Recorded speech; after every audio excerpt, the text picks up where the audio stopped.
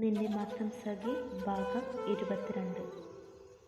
ഒച്ച വെക്കണ്ട, ഞാൻ കാര്യമാ പറഞ്ഞത്. ഹിമു എത്ര വട്ടം ചോദിച്ചു. എന്തേ ഏട്ടന് മറുപടി ഇല്ലാത്തത്? ഏട്ടൻ ഇതൊക്കെ വെറുതെ ആയിരുന്നു. ലച്ചു ഒന്ന് മിണ്ടാതെ ഇരിക്കുന്നുണ്ടോ? അവന് എന്തെന്നില്ലാത്ത ദേഷ്യം വന്നു. ലച്ചു പറഞ്ഞതിൽ എന്താ ചെയ്യേണ്ട തെറ്റ്? ഹിമു എത്ര വേദനിക്കുന്നുണ്ടെന്ന് അറിയോ? ഏട്ടൻ കാരണം ഒരു പെൺകുട്ടി വിഷമിക്കുന്നത് ഞങ്ങൾക്ക് കാണാൻ വയ്യാത്തോണ്ട് പറഞ്ഞതാ, മിന്നു അവനോട് പറഞ്ഞു. നിങ്ങളൊന്ന് മിണ്ടാതെ ഇരിക്കുന്നുണ്ടോ? എനിക്ക് മര്യാദയ്ക്ക് ഡ്രൈവ് ചെയ്യണം, ശ്രദ്ധ കളയരുത്, അവൻ പറഞ്ഞു. പിന്നെ അവർ ഒന്നും മിണ്ടിയില്ല. അവർക്ക് പുതുമ ഉള്ളതായിരുന്നു ഇങ്ങനെയുള്ള ശ്രീ. തങ്ങളോട് ഇങ്ങനെ കടുപ്പിച്ച് പറയാതെ ശാന്തമായി സംസാരിക്കുന്നവനാണ് ശ്രീ. ഹിമുവിൻ്റെയും ശ്രീയുടെയും ഇടയിൽ വേറെന്തോ പ്രശ്നം ഉണ്ടായിട്ടുണ്ടെന്ന് അവർക്ക് മനസ്സിലായി. അത് അവരായി തന്നെ പറഞ്ഞു തീർക്കുന്നതാണ് നല്ലതെന്ന് തോന്നിയത് കൊണ്ട് അവർ മിണ്ടാതെ ഇരുന്നു. വീട്ടിൽ ചെന്നപാടെ മിന്നു തൻ്റെ ഡയറി എടുത്ത് മനസ്സിൽ തോന്നിയത് കുറിച്ചിട്ടു. എങ്ങനെ ഞാനെൻ്റെ പ്രണയം എന്നോട് പറയും സായുജ്?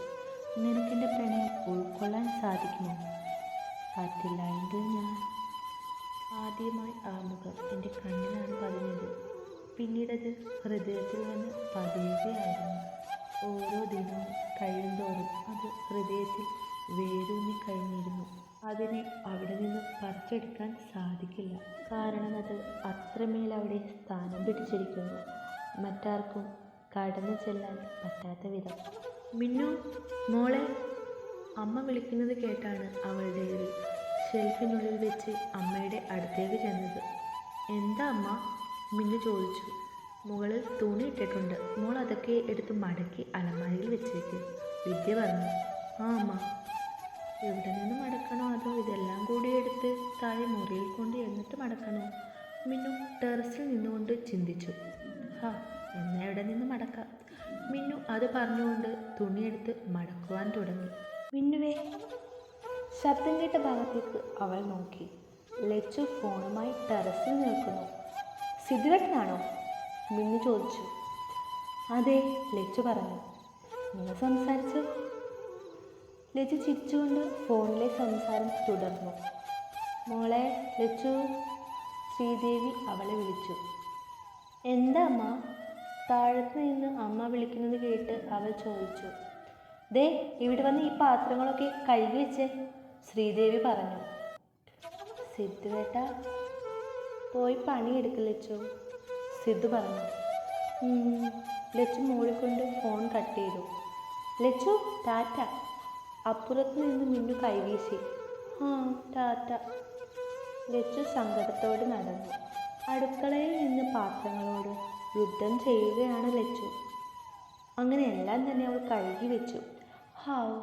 ഇനിയൊന്ന് നടു നിവർത്തണം, ലച്ചു പറഞ്ഞു. മോളെ ലച്ചു, ശ്രീദേവി അവളെ വിളിച്ചു.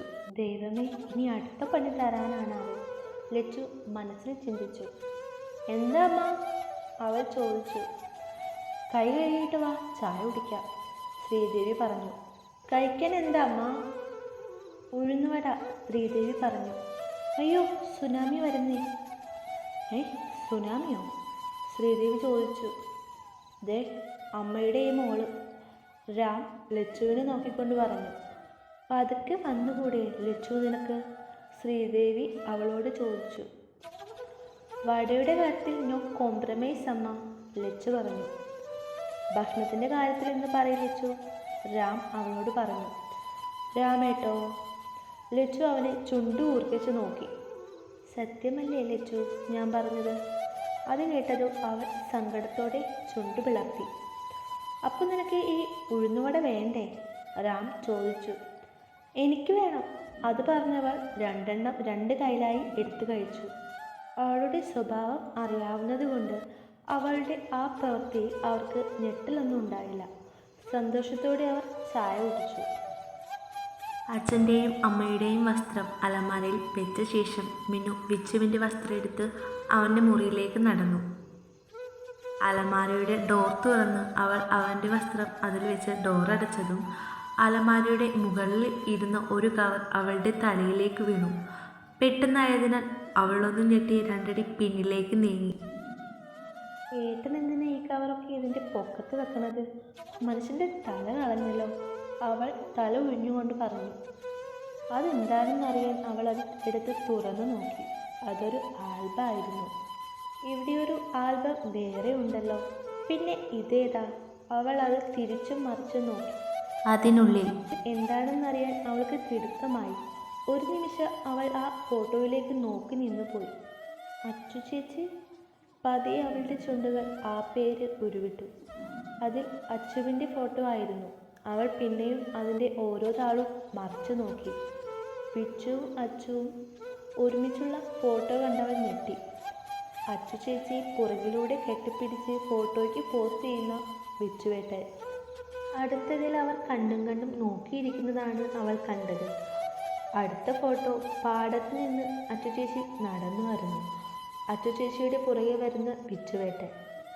എനിക്ക് നിന്നെ സ്നേഹിക്കാൻ നീ കൂടെ വേണമെന്നില്ല അച്ചു, പക്ഷെ ജീവിക്കാൻ നീ എൻ്റെ കൂടെ വേണമെന്നാണ് എൻ്റെ ആഗ്രഹം അച്ചു. എൻ്റെ ജീവൻ്റെ പാതിയായി എന്നിങ്ങനെ വിച്ചു അതിൽ കുറിച്ചിട്ടുണ്ടായിരുന്നു. അപ്പോൾ ഇവർ തമ്മിൽ ഇഷ്ടത്തിലായിരുന്നോ? അവളുടെ മനസ്സിൽ ആ ചോദ്യം ഉയർന്നു. മിന്നു ആൽബം കവറിലാക്കി അലമാരയുടെ മുകളിൽ വെക്കാനായി പോയി. പക്ഷേ കൈ അവിടെ വരെ എത്തുന്നുണ്ടായിരുന്നില്ല. അപ്പോഴാണ് അവിടെയുള്ള സ്റ്റൂൾ കണ്ടത്. അതെടുത്ത് അലമാരയുടെ മുന്നിൽ കൊണ്ട് വെച്ചിട്ട് അവൾ അതിൽ ശ്രദ്ധിച്ച് കയറി അലമാരയുടെ മുകളിൽ വെച്ചു. എന്നിട്ട് അവൾ ശ്രദ്ധിച്ച് താഴെ ഇറങ്ങി.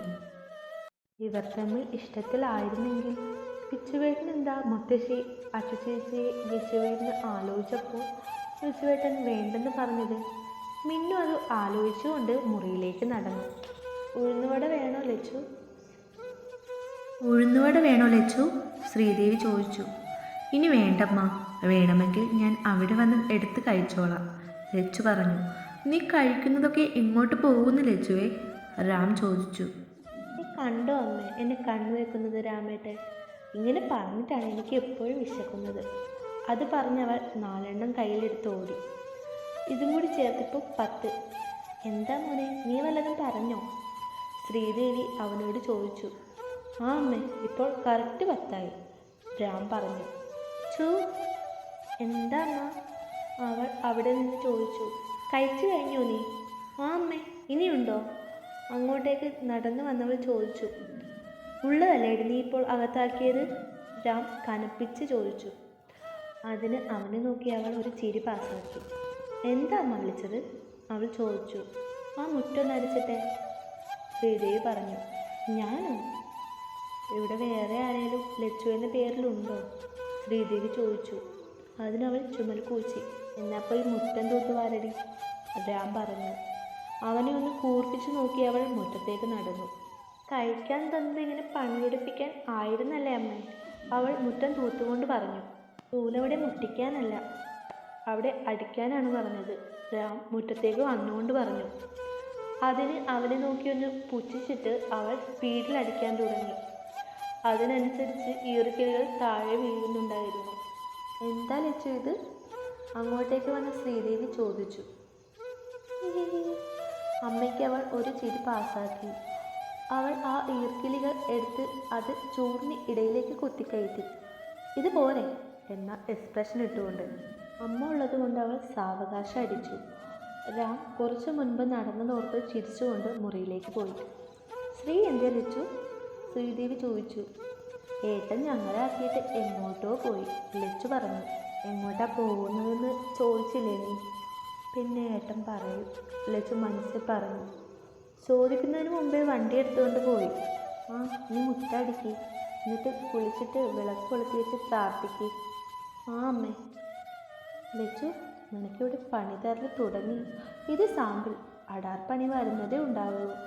Take care Lachu, take care. അവൾ അവളെ തന്നെ സമാധാനിപ്പിച്ചുകൊണ്ട് തൂത്തു വരാൻ തുടങ്ങി. എൻ്റെ മോള് മുറ്റടിക്കുവാണോ? കാറിൽ നിന്നിറങ്ങിയ രാമേന്ദ്രൻ അവളോട് ചോദിച്ചു. അച്ഛാ, അച്ഛൻ എന്താ തോന്നുന്നത്? അത് പറഞ്ഞവൾ അച്ഛനെയും കയ്യിലിരിക്കുന്ന ചൂലിനെയും മാറി മാറി നോക്കി. ആര് പറഞ്ഞിട്ടാ മോള് ചെയ്യണേ? അവള് സ്വയം ചെയ്യില്ലെന്ന് ആ അച്ഛന് അറിയാമായിരുന്നു. അമ്മ അവൾ കണ്ണീർ തുടക്കുന്നത് പോലെ ആക്ഷൻ കാണിച്ചുകൊണ്ട് പറഞ്ഞു. എന്നാ മോള് വൃത്തിയായി ചെയ്തിട്ട് അകത്തേക്ക് കയറിയാൽ മതി കേട്ടോ. അത് പറഞ്ഞ് ഉള്ളിൽ ചിരിച്ചുകൊണ്ട് അച്ഛൻ അകത്തേക്ക് കയറി. അച്ഛാ, അച്ഛൻ ഒന്നൊന്നര അച്ഛനാണ് അച്ഛാ. ലച്ചു അകത്തേക്ക് നടന്നു പോകുന്ന രാമേന്ദ്രനെ നോക്കിക്കൊണ്ട് പറഞ്ഞു. നീ കാണുന്നില്ലല്ലോ ഏട്ടാ. മോനെ നീ ഒന്നുകൂടി വിളിച്ചു നോക്കിയേ. ആ അമ്മയുടെ മുഖത്ത് മോനെ കാണാത്തതിൻ്റെയും അവനെ വിളിച്ചിട്ട് കിട്ടാത്തതിൻ്റെയും ആദ്യം നിറഞ്ഞിരുന്നു. പിന്നെയും റാം അവനെ വിളിക്കാനായി ഫോൺ എടുത്തപ്പോഴാണ് പുറത്ത് കാറിൻ്റെ ശബ്ദം കേൾക്കുന്നത്. ഏട്ടൻ വന്നെന്ന് തോന്നുന്നു അമ്മ. ലച്ചു അത് പറഞ്ഞുകൊണ്ട് ഉമ്മറത്തേക്ക് നടന്നു. എവിടെ പോയതാ മോനെ നീ? അമ്മ അവൻ്റെ അടുക്കലേക്ക് ചെന്ന് ചോദിച്ചു. അമ്മലിന് ആക്സിഡൻറ്റ് പറ്റിയമ്മേ. ഹോസ്പിറ്റലിലായിരുന്നു. കുറച്ച് സീരിയസ് ആയിരുന്നു. അതുകൊണ്ട് അവിടെ നിൽക്കേണ്ടി വന്നു. ആൽബിൻ വിളിച്ചത് കൊണ്ടാണ് പെട്ടെന്ന് പോയത്. അതാ പറയായത്. എൻ്റെ ഫോൺ ഓഫായിപ്പോയി, ശ്രീ പറഞ്ഞു. ഇപ്പോൾ അവനെങ്ങനെയുണ്ട്? രാമേന്ദ്രൻ ചോദിച്ചു. ഇപ്പോൾ കുറവുണ്ടച്ചാ. അതാ ഞാനിങ്ങോട്ട് വന്നത്, അവൻ പറഞ്ഞു. മോനെന്ന് അകത്തേക്ക് ചെല്ല്, അയാൾ പറഞ്ഞു. ആ അച്ഛാ. അവൻ അകത്തേക്ക് കടന്നു. കിടക്കാൻ നേരവും ബിച്ചുവേട്ടൻ്റെയും അച്ചുചേച്ചിയുടെയും ഇടയിൽ എന്താണ് സംഭവിച്ചിട്ടുണ്ടാവുക എന്നാലോചിച്ച് കിടക്കുവാണ് മിന്നു. നാളെ ചോദിക്കണമെന്ന ദൃഢനിശ്ചയത്തോടെ അവൾ ഉറക്കത്തിലേക്ക് വഴുതി വീണു.